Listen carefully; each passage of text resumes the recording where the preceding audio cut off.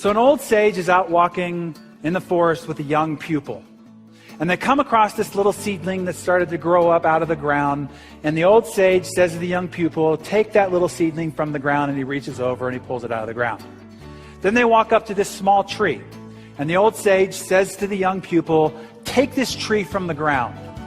And the young pupil pushes and pulls and pushes and pulls, goes get another branch, is trying to uproot the roots. 45 minutes later, drenched with sweat, dirty, hands bleeding, finally gets the tree from the ground.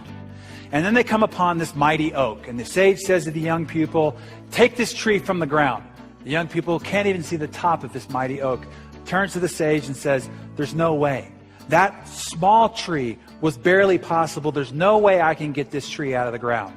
And the old sage says to the young pupil, that is exactly what your habits are like. The longer you let them grow, the deeper their root system becomes, the taller they grow in your life. They might get to the point where you don't even think it's possible to uproot them from your life. Do not allow bad habits to grow in your life.